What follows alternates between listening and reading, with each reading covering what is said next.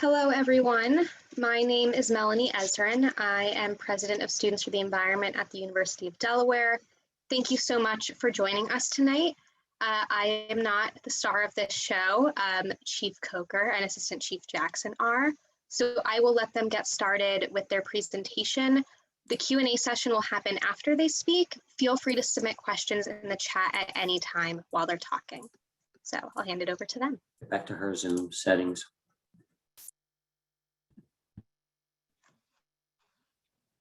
So Brett, I am going first, I believe. Yeah, okay. So can everyone hear me?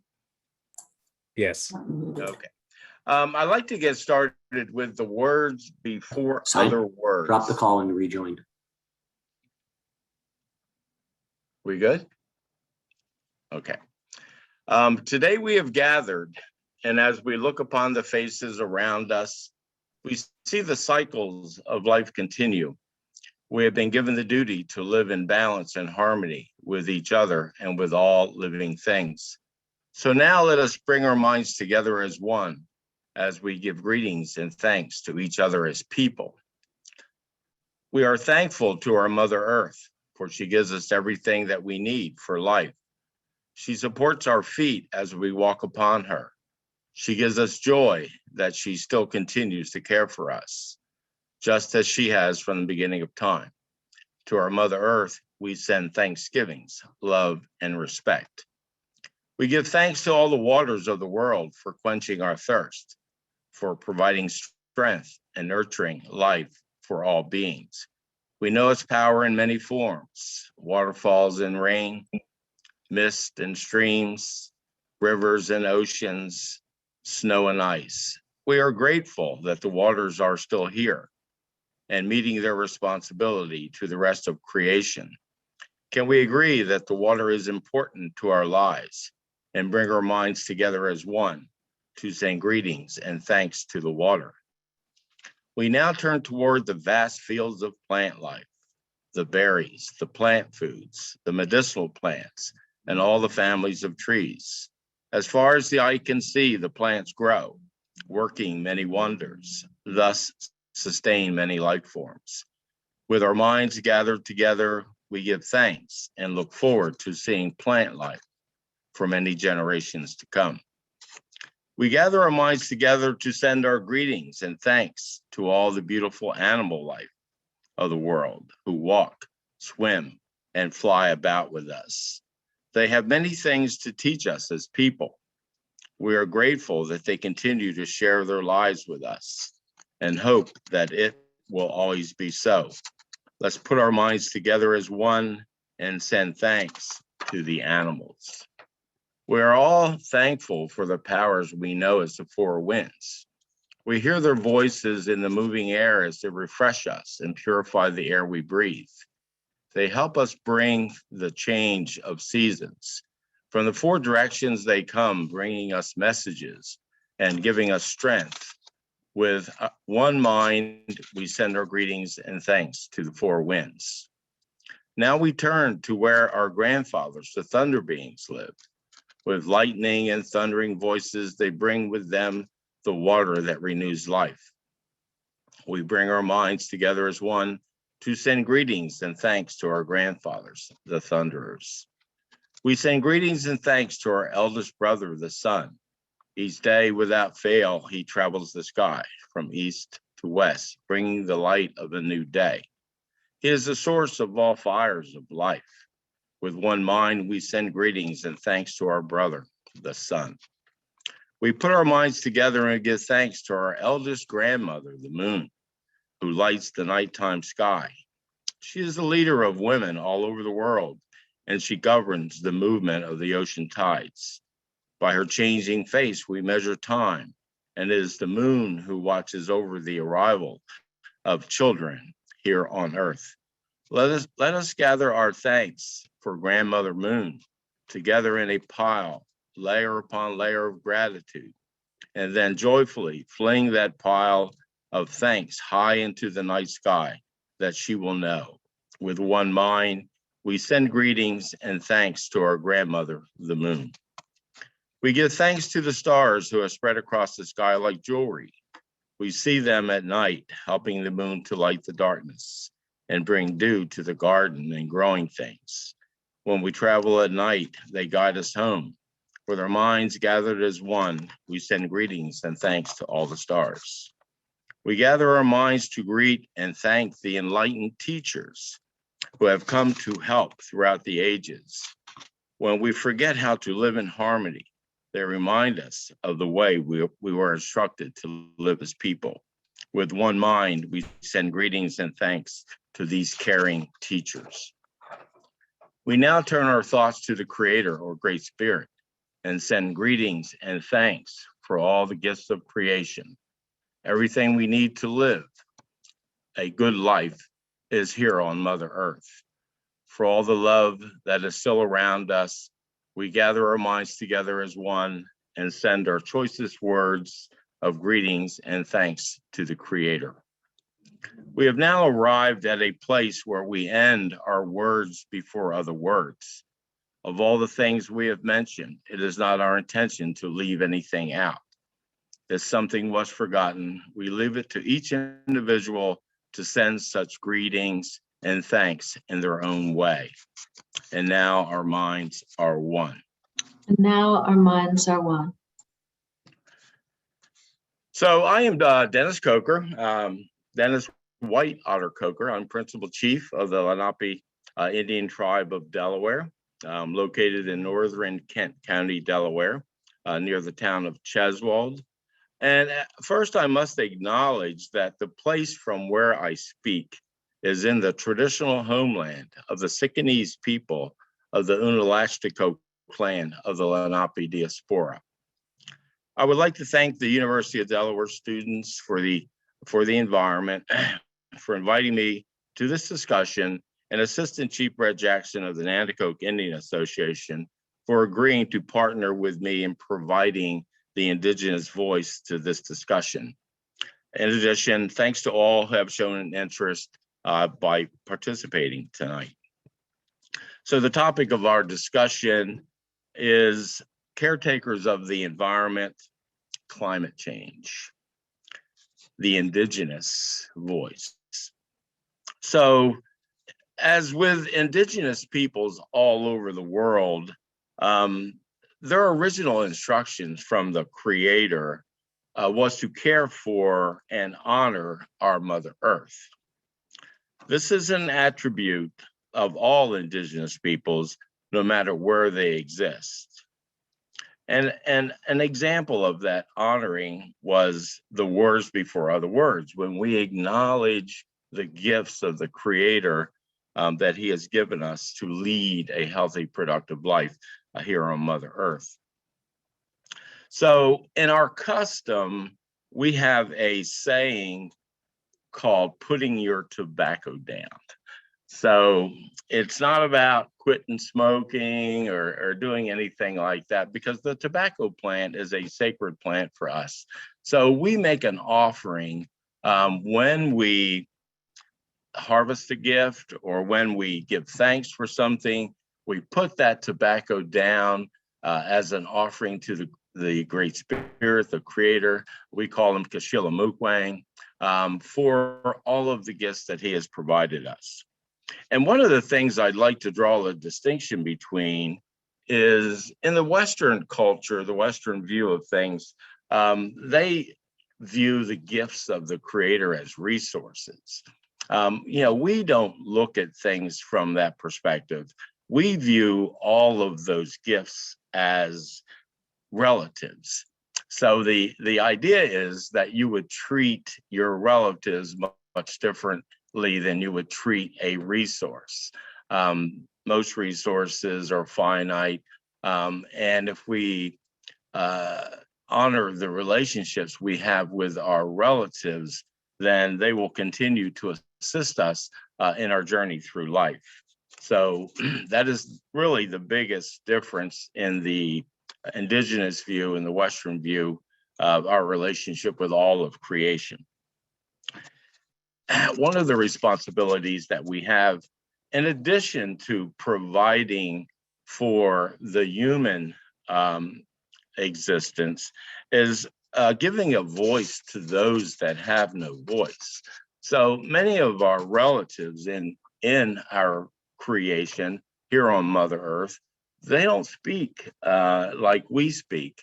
They do give us indications of how they feel. They give us indications of how they might be faring in these difficult times. But it's our obligation to be that voice for those that do not have a voice. So advocacy for the environment, for our water, our air, our land, our plant life, our animal life, are all part of the instructions that were given to us by the Creator, and we take them very seriously. And one of the initiatives that we've entered in here at the Lenape Indian Tribe of Delaware is reconnecting with the traditional knowledge that was gained through thousands of years of living in harmony and coexistence with all of creation, and identifying the intersections that we can discover with science. We really were separated from our culture and were forbidden to practice it for quite a long time, probably a couple of hundred years. It wasn't until 1978, I think, with the Religious Freedom Act, that we were actually able to start to practice our ceremonies again. So, that time, the people in this region, in the Mid-Atlantic, are actually the peoples of first contact.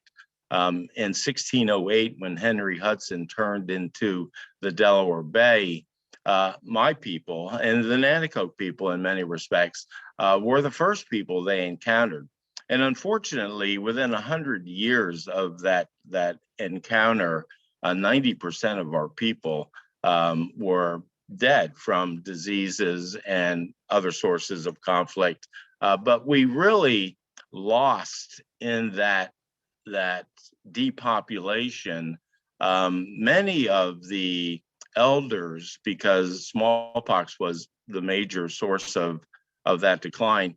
And the targets of smallpox were the elders and the young. So we lost many of those wisdom keepers, those teachers, those elders. When a smallpox epidemic breaks out every 15 years and you lose 50% of your community with every outbreak, it doesn't take long for you to really have lost your source of an oral history that you had depended upon as a culture for thousands of years. One of the things that enabled us to survive here in our traditional homeland is that we really, as a people who stayed behind, Christianized very early. So we weren't, viewed as a threat to the colonizing peoples that were arriving on our shores. But what we had to do when we made that decision to Christianize was kind of forego our traditional culture and the practices that went along with it. Even though there were many who still practiced, that culture under the cover of darkness or out in the middle of the woods or in some form, but we basically were denied that culture, and we really denied ourselves the identity that went along with it. So much of our effort today is getting a reconnection with that culture. I've entered into a couple of cultural exchange efforts with our cousins up in Ontario, Canada.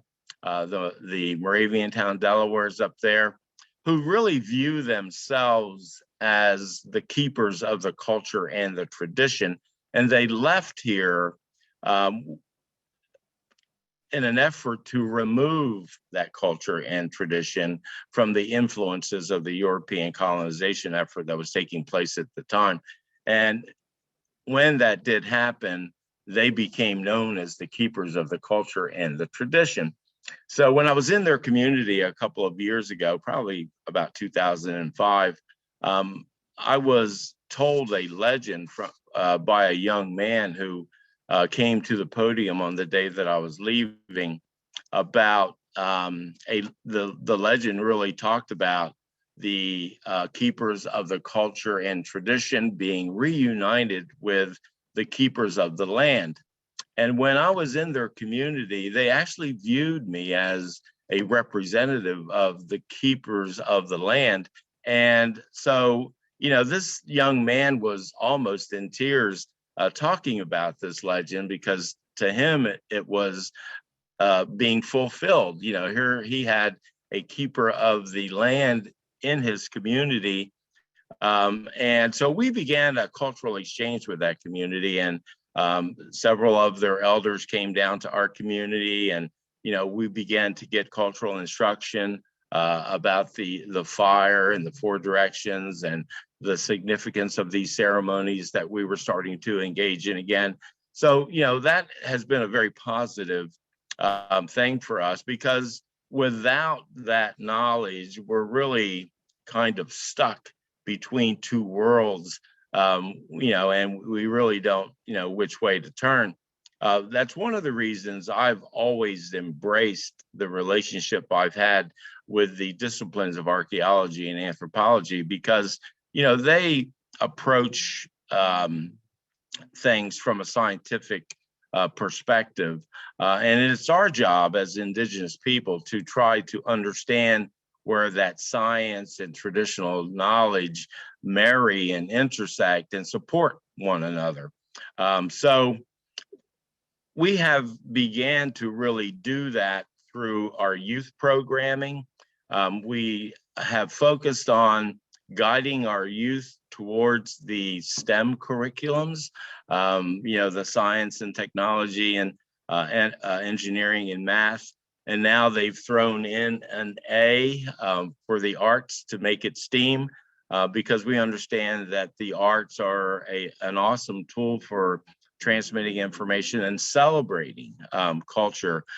So we've been assisted in that initiative by a couple of collaborations with the University of Delaware, which I'm very proud of. UDEL's Partnership for Arts and Culture has been a key player. UDEL's Interdisciplinary Humanities Research Center has been a key player. And we're beginning to work with UDEL's Sea Grant collaborations, all in an effort to try to rekindle the spirit of Indigenous traditional knowledge in our community amongst our youth. The information, I think, is out there, but what I think is necessary for the most part is to get these kids to understand that the blood memory, the genetic memory that they have will kick in at some point in time, because this information is actually part of their culture. I know it was that way for me as I started to navigate the Indigenous landscape of being an administrator of a tribal government and dealing with other tribal leaders. You start to get an innate sense of a gut feeling of what is the right way to proceed forward. So we're working on that, and we're recovering from a long absence with our culture. But so the topic tonight of discussion is how does climate change affect those relationships with all of our relatives and with one another as people? Certainly of great interest to us is sea level rise, which will be an effect of climate change. And one of the things that I would like to mention is that the Indigenous population on the Atlantic coast has been dealing with sea level rise for a very long time. I mean, there's evidence that thousands of years ago we were out there on the outer continental shelf living. They have found evidence of mastodon hunting, and so we were out there on that grassy plain when the shoreline was 50 miles east of here. So over those thousands of years, that ocean has been encroaching on us, and it was just a simple matter to pack up our camp and and move a little bit west of where we were, and then wait until the next move was required. But we find ourselves in a very precarious position right now because we really have nowhere to go from here. I mean, we're landlocked now, and we can't pick up and move a quarter of a mile west any longer, just simply because we don't have the available real estate, and it doesn't belong to us anymore, according to government officials. But that is a major impact for us. We really find ourselves in a very finite condition, simply because we have nowhere to go as a result of sea level rise. As far as the increased frequency and intensity of storms, we have found that it's necessary for us to start to build resiliency into our communities. We have focused more on food security. We're focused on clean water security. We're focused on clean energy security. And naturally, we're focused on a place to live, because that's all part of that encroachment of the ocean that we're going to be experiencing as a result of sea level rise and the increased frequency and intensity of storms. Those securities are a way for us to demonstrate our sovereignty as Indigenous peoples. We're a constitutionally governed tribal entity. Our recognition legislation that was passed in the state of Delaware actually recognizes the sovereignty of our tribal government. So one of the challenges that we have as an Indigenous people is demonstrating that sovereignty. How can we demonstrate that we're a sovereign nation of people? So developing these securities is a very, evident way of providing evidence of that condition or that sovereignty. And sovereignty is a pretty big word, and it's hard for even my people to get their arms around. What exactly does that mean? So we struggle with that a little bit as well.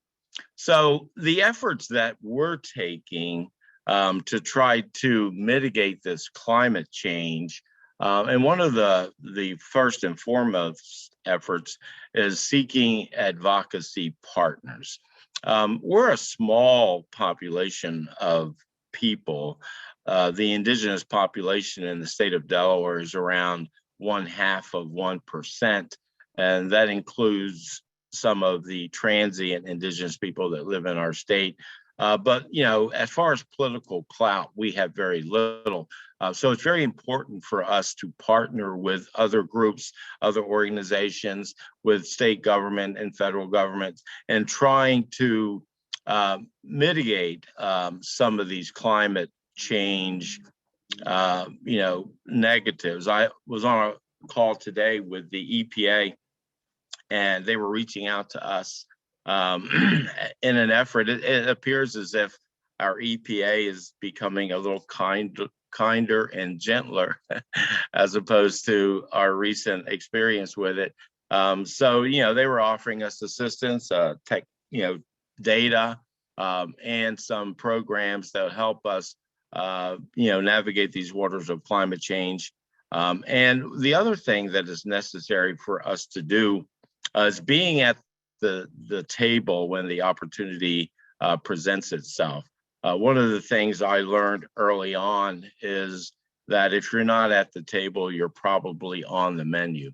So we take every opportunity to engage when those opportunities arise, and try to make the most of those opportunities. The other mitigation strategy that we have as an Indigenous people is the regenerative efforts to mitigate the past abuses and to our ecology, our Mother Earth.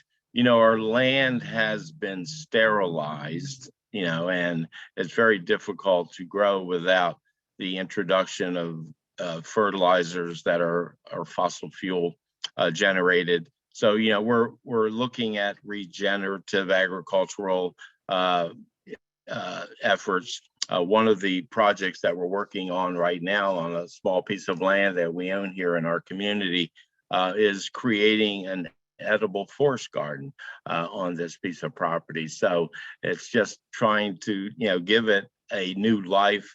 And we're removing all of the invasive species of trees and plants, replacing them with indigenous species, some that are edible by nature. So we're working to that end, and, our water has been contaminated. So we have land that's been sterilized, water that's been contaminated. And, I remember when Governor Markell left office, one of his, concerns was that he couldn't do more to help Delaware's water. Delaware is basically an industrialized state above the canal. We're an agricultural state below the canal. Both of those practices have impacts on our land and our waters. The CAFO, the confined animal feeding operations that Delaware is famous for have left negative impacts in our environment. So we have to take efforts to try to fix those problems as well. Our air has been polluted, so, we have sterilized soil, we have contaminated water, we have polluted air, and I just don't know how we're supposed to deal with all these things being, 0.5% of the population of the state without reaching out to other organizations, other governmental entities to try to partner on the solutions to these problems, because they really are, in some degree, in my view, insurmountable when you look at them as a whole. We have a lot of work to do, and I really, appreciate these opportunities like this to discuss those issues with a larger segment of the population, and I'm really grateful to the Students for the Environment for bringing this opportunity to me.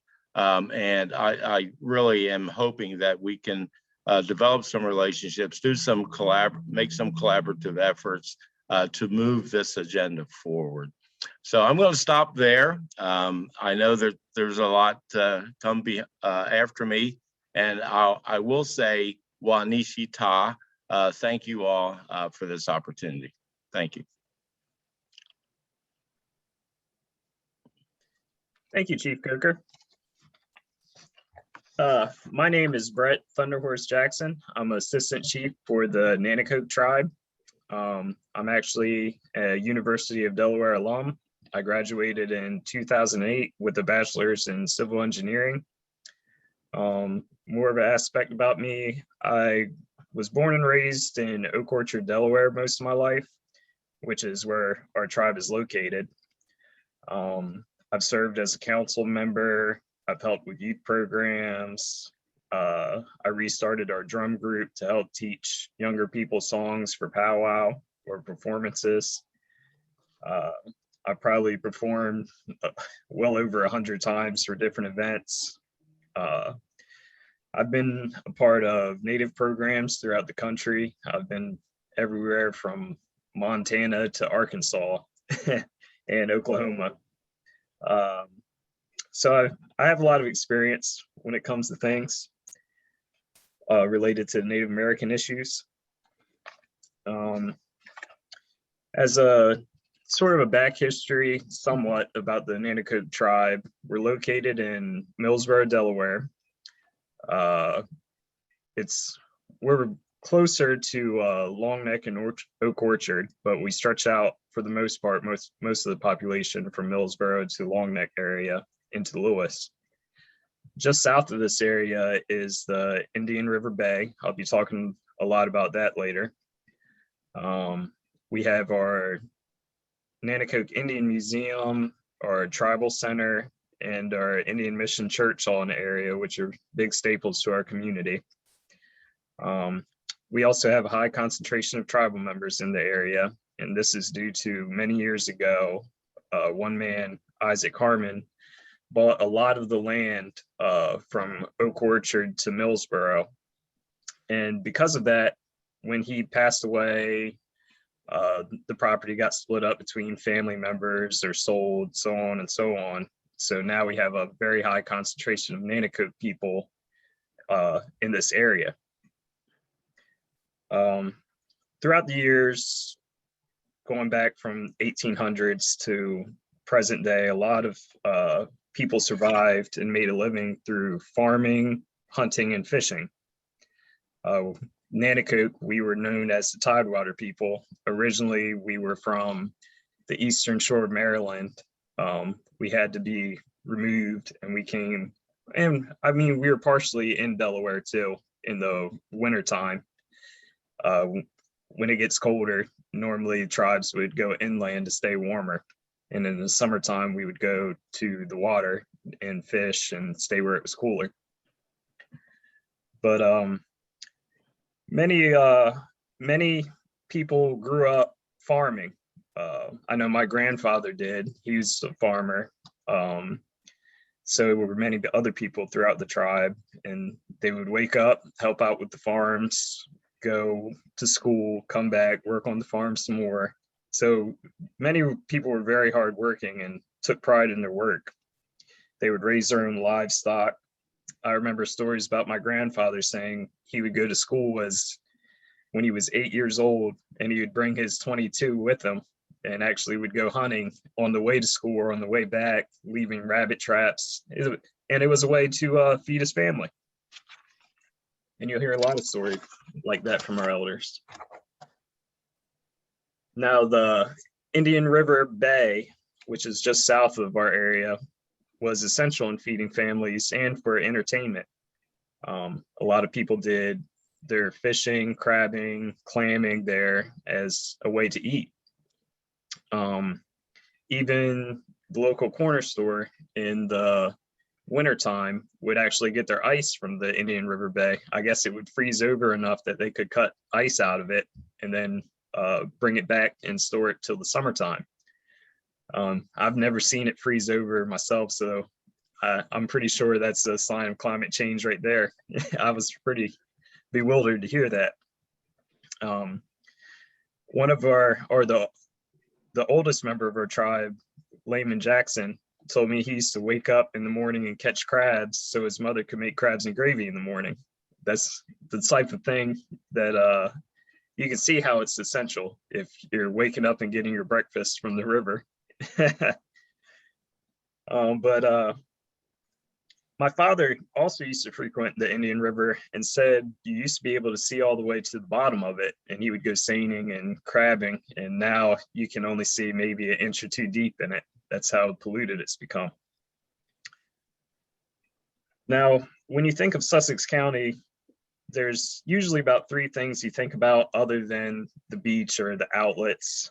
You think about farms, you think about housing developments, and you think about poultry processing plants. And I'll be discussing the environmental impacts these have had on the Nanticoke tribe throughout the years. So the pollution in the Indian River Bay, here are some of the main causes from it. One is agricultural runoff, which happens when farms use insecticides, herbicides, fungicides, and they're used to kill pests, and they have contaminated the Indian River Bay and the groundwater. This causes the poisoning of wildlife and fish, the destruction of their habitat for cover, and contaminates their food sources. Another major issue is urban runoff, and that's the issue for just about all places. Surface runoff of rainwater, or urban runoff is surface runoff of rainwater made by urbanization. It can be caused by rainstorms, spreading contaminants from the roads and houses into the storm sewer systems. to rivers, bays, oceans, etc. Runoff increases the temperature in streams and bodies of water, which can kill fish and other organisms. Organic waste and fertilizers in runoff can spur the growth of algae, which consumes oxygen from the water and kills fish and other organisms. But this mainly happens in still bodies of water.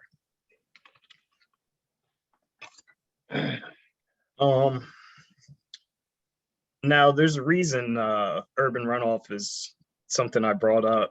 In 1950, the population of Sussex County, according to the census, was 61,336 people.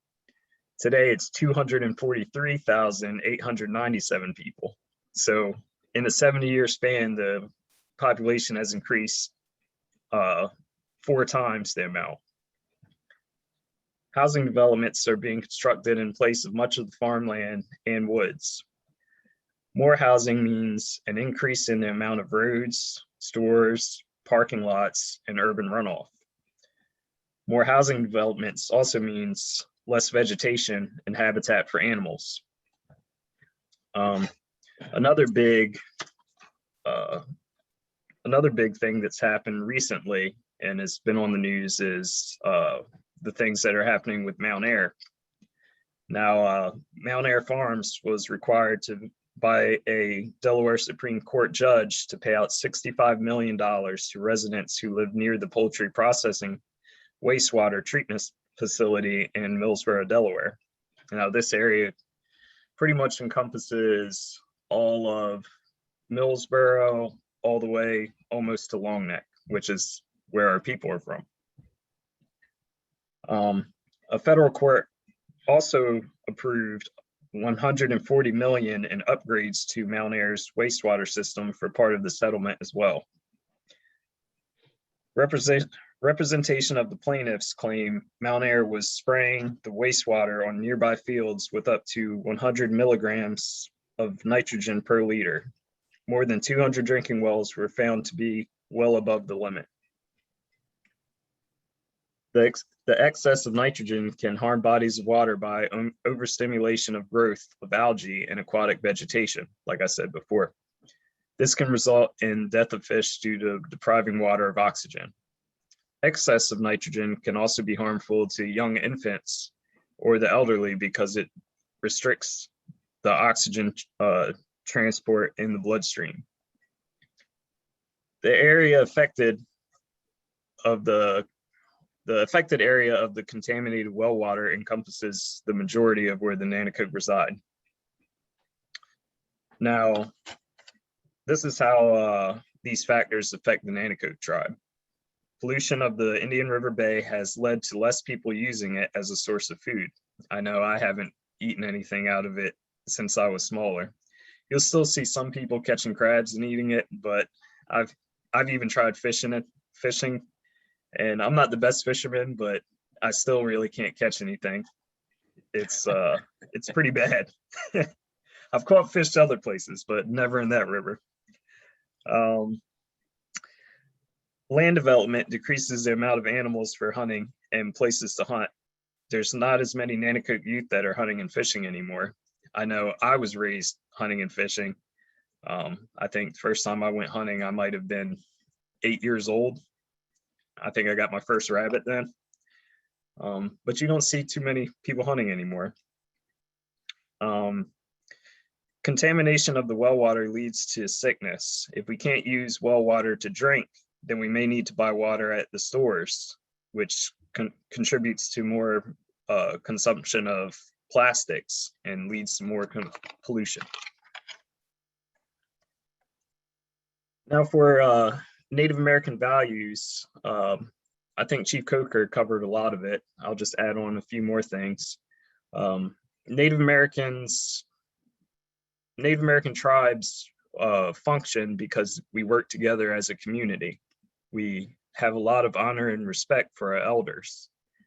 We also honor and respect our environment because Mother Earth is our elder and provides us what we need to survive and things that we love.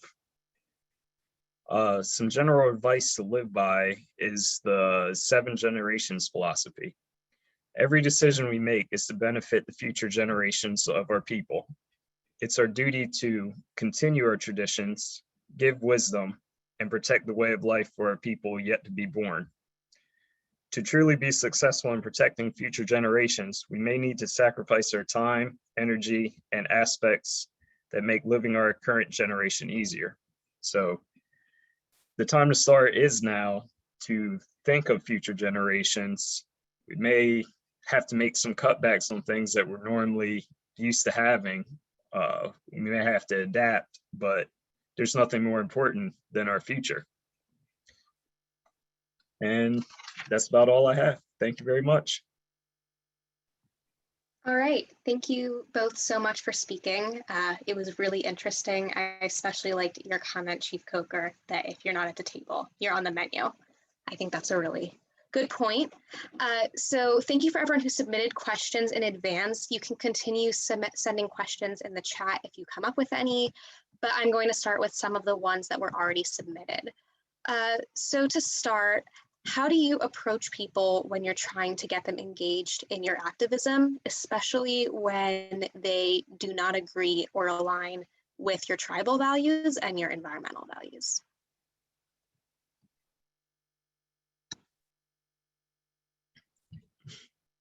Chief Coker, do you want to take this one? Chief Coker, you're muted if you're trying to speak. Okay, here we go.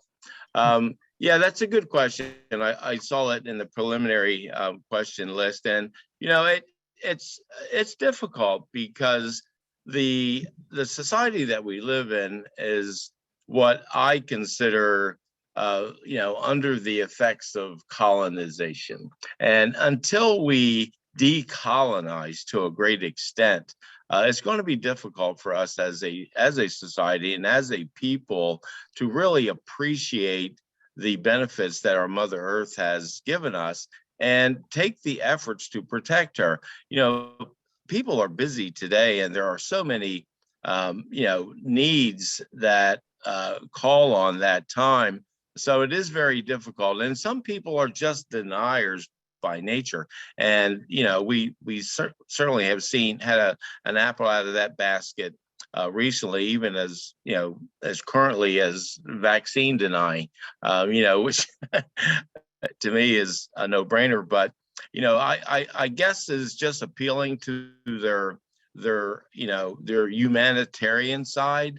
You know, being educated and being well informed about the issues, the problems and the solutions, and this just appealing to them as people who are all in this together. It may not go very far, but what I rely on to a great extent, my brother Lonnie, our first elected chief, had a phrase he termed a relentless pursuit. So sometimes you just have to pursue relentlessly to get your message across. I think that's a really interesting point. So the next question that we have, the two of you, when you talk about the planet, you talk about it with a lot of reverence and gifts for Mother Earth and really praising the environment that we have. And a lot of messaging in the environmental movement now is much more drastic and intense and end of the world framing. So how do you and your tribes feel about the messaging that's currently going on in the environmental movement? And do you think it's as effective as the way you tend to approach these issues? I guess I can take this one. Yeah, I do like how people are being much more proactive and realizing the seriousness of environmental issues. You couldn't probably say the same thing maybe a decade or two ago. It's getting a lot more attention now, which is a very great thing because that's how our people always thought. But yeah, I think it's very good. Like Chief Coker said, we need to still partner with other groups that reach our goals, because we're a very small minority when it comes to Delaware and in the nation in general. So when you can't get your voices heard, sometimes it helps to band together and go with people that are on the same agenda and try to work together to go towards that cause. And I'll add to that, Brett. Thank you. I partnered with, I do a lot of consultations, and I was invited to sit on the Mid-Atlantic Region Council of the Oceans, MARCO is what it's referred to. And, it's amazing what you learn when you engage with people with data. But when I had learned from them that 90% of the big fish in the world's oceans are gone, I mean, that's an astounding number, 90%. I mean, how do you replace a resource or our relatives like that? And, we're really up against the wall here. We're faced with mass extinctions. Every day we're hearing about things that will no longer be around. We really do need to act, and we do need to act quickly. I hear those groups when they sound that alarm, because the data is simply alarming. We really need to make an effort, because we only have one Mother Earth, and I don't know what we're going to do. And when she gets tired of us as a people, she's just going to, shake us off like fleas on a dog's back. And, we really can't blame her, because, she's, here to assist us and provide us, and we're just totally abusing her. Like I said before, our land is sterile, our water is contaminated, our air is polluted. I just don't know how we expect to live under those conditions. Yeah, I really understand both of your perspectives on that, and I think that's really interesting. I see a lot of questions, both that were submitted and in the chat, talking about state policies and federal policies to address climate change. When your tribes are focusing on environmental activism, how much are you focusing on legislation and those types of things, or do you primarily focus a lot on restoration and local action? I would say our tribe mostly does local interaction. I know I grew up several times for our youth group programs that we had was to clean up trash along the sides of our highways throughout our community. I think the Indian Mission Church just had one, I want to say 3 or 4 weekends ago. So it's mainly those things. We haven't really got to legislation yet. There's so many tribal issues all the time. A lot of the big issues we try to focus on right now are getting youth more involved and staying out of trouble, care for our elderly. We have a food program going on, but we do definitely need to take more into account for environmental issues and trying to get legislative change. And hopefully we'll be able to start that soon. And I will add that legislative advocacy is very important to us as well. I have to kind of apologize simply because I've been distracted for the last couple of years. I was usually pretty active and working with groups to foster legislation, but I've been a full-time caregiver for my aging mother for close to a decade now, and for the last 2 years the intensity increased dramatically, but we laid her to rest on May 1st. So, all of that part of my life is behind me. I'm back in the saddle again. I'm here to work with groups and partner with them and be an advocate for our Mother Earth, fostering legislation. And, I sit on several boards right now and trying to do that work. I sit on the board of Preservation Delaware. I sit on, the board of the Friends of the Delaware Archives. I sit on, the board of the Friends of the First State National Park. So I'm in the community of movers and shakers. So it's just a matter of me getting my feet back on the ground and getting out there and networking, because that's what it requires to get that work done. Yeah, I think that's all really great. And again, we've spoken about it, but I'm very sorry about your mother. Yeah. We only have a little bit of time left, so I have a few final questions. What are the biggest barriers you face when you're trying to do environmental restoration and other advocacy work? And how can organizations and government work with you more effectively to get past those barriers? Well, for us, it's just a matter of reaching out to us. I can be reached on my email, Lenape, Delaware at Comcast.net. I'm certainly willing to have any discussion. And, sometimes there are cultural barriers. We actually have made a list of the protocols for dealing with Indigenous communities and how you're best served. And the number one at the very top of the list is being respectful and recognize that, we're an underserved minority community that really do not have resources to, be everywhere all the time. I don't get paid for a thing that I do. But I'm willing to do it, and just recognizing that we have challenges even ourselves.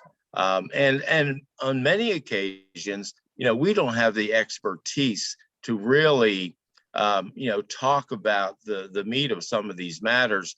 When I talk with DNREC, I told the DNREC secretary, I said, look, you're the keeper of the data. If you want me to help solve the problem, give me the data and let me look at it. And, I'll tell you what you need to do. But, and that was my message to the EPA today. You guys have all the data, and so it shouldn't be hard to figure out where we need to go with these issues. It's not rocket science. It's just a matter of being prudent and acting on the behalf of the American people and humanity, I think is what's required here. Brett, I didn't mean to cut you off. Oh, it's fine. You covered mostly all the things I was going to say, plus more.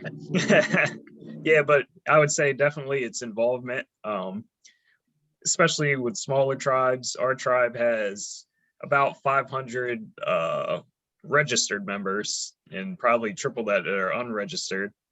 But a lot of times it's lack of expertise, lack of tribal involvement in general. It's a big problem for many tribes. Not everybody has time to put in hours a week to help with issues. Everybody's running their own lives, and the ones that do have the time to help sometimes get spread really thin. So that's a major issue when it comes within the tribe. And then, like Chief Coker said, the rest of it is also challenging for us as well. Yeah, I completely understand that. I know we do have actually a few folks from DNREC on this call. So that is really important to know, to reach out to you. So to wrap up then, since we are coming up on time, what is for both of you, what is one thing that you really hope everyone took away from this? One immediate thing people can do to get involved and help. And then at the end, we'll talk about how people can get in touch. Well, I think there are many, many things that people can do to help us ease the pressure on our environment. The recycling program is a great program for getting some of that waste out of the stream. The amount of plastics that end up in our oceans is just unfathomable. And so the plastic bag law to ban that, I think was a good thing. Now we have to figure out what to do with all these paper bags that were being given. So they at least can go in the recycling stream. I think every individual has to search his conscience for what's important to them, because there's certainly a lot of work in any area of advocacy to be done. We're all looking for volunteers. We're all looking for spokespeople. And I think that, we owe it to ourselves as a society to do all that we can do that's within our means. And I think interested parties would have no problem is just getting out there and finding that group that sparks your interest and meeting with them and going to work and advocating. It's really not hard to do. It's just figuring out what you want to stand behind and how you can get there. Yeah, I would say I agree. I'm trying to think of something you could do. One big one in America is probably to eat less meat, eat more vegetables. I know America eats a lot of meat, but there's a lot that goes into farming pigs or chickens. You see sometimes plants and things can cause more calls for pollution. If we reduce the amount of meat we eat, we should be able to reduce that as well. Other than that, I was going to say, try to pick a local group, something that you care about, and try to become more involved. The more you get involved in things, I've tend to see you get to meet new people and learn about new things to fight for, and it keeps you going. Once one cause is worked on really good, there's always another one. The environment is a very tangled web of different possibilities to try to correct. So if you're interested in it, definitely check out a group near you, and I wish the best for you. Melanie, Chief Jackson touched on it just a little bit earlier. We as tribal leaders are tasked with providing for the next 7 generations of our people. So, I'm the 7th generation somewhere along the line, and my ancestors made sure I had all the tools, I had the environment, I had all I needed to be successful during my lifetime. So it's my job as a tribal leader to provide for the next 7 generations. So if we as a society, as a people, would adopt that philosophy and recognize that 7 generations after us are deserving to have a dignified existence on this planet, and we're going to fall way short of that goal if we don't take some action quickly. I think that's a great message to finish with. If you could put in the chat for people the best way for them to get in contact with your tribes and reach out to you, I think that would be great. Other than that, thank you everyone so much for joining us tonight. I will be sending the recording of this event to everyone who registered later on, so you should get that in a day or two. And that's all we have. Thank you so much for your interest and participation. Thank you all. Wanishita. Wanishi, thank you for having us. Thank you. Thank you.